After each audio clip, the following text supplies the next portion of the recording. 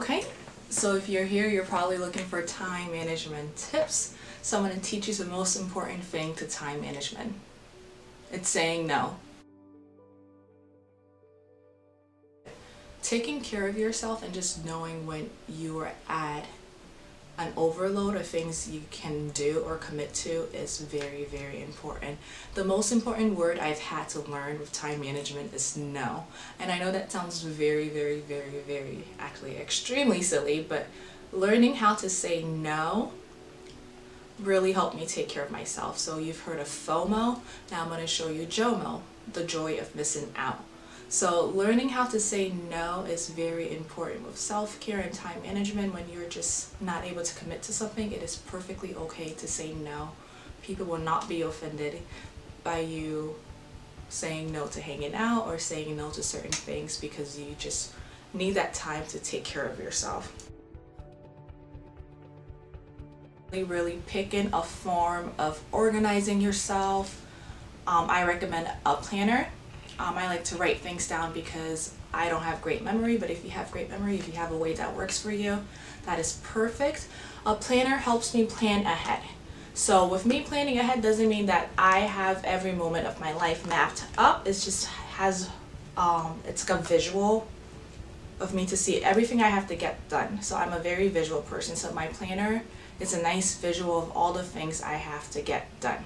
So I teach full time, so my planner, my day actually begins at around 5 a.m. I work out, I do some self-meditation during that time. I would read, so that I don't like to block out that time because it's really my time and whatever my body is feeling in that day. Some days I will go to the gym, some days I would just doodle in bed, or I will read a book, I will do some yoga in the morning. So that time, that 2-hour block of time is just my way of telling my body, like, you've got this. If you choose to sleep during that time, that is perfectly okay too. I just like to be up early and just take a deep breath before I start my schedule. So from about 8 to 3:15 I am at school. So all of my teacher planning I like to schedule out during the day. That does not necessarily mean that I don't bring some of my teaching work home, and I try to plan out the block of times if I do have to bring stuff home. When am I going to do it outside of work hours? I am full-time in college right now, so I am taking 3 classes. I like to schedule out those days that I have classes so I know that those block of time is not free for me. And with this schedule planner, I actually like to write out when I am planning on doing my homework, when I am planning on writing certain assignments, when I am planning on doing outside work. So I like to actually plan the physical time and date that I'm going to work on those things. A niche of mine is I like to put the location that I'm going to work in because it kind of just gives me something to work on. So if you procrastinate like me, having an appointment book that you can really plan out when you want to do those assignments really, really helps.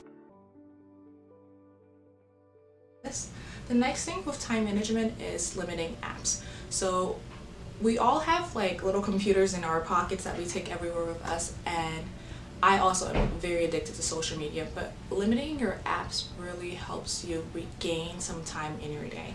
So limiting how much time you spend scrolling on Instagram, how much time you spend scrolling on Twitter, TikTok, whatever your like social media niche is, limiting that. And there are some really great apps. If you have an iPhone, there's a screen time timer built into the settings that you can use. I can drop some apps recommendations in the description box below that really just helps you limit social media. So I'm not saying just one day just flat out like stop scrolling, but maybe working your way. Like today I'm going to try to be on social media for 10 minutes less than I was yesterday.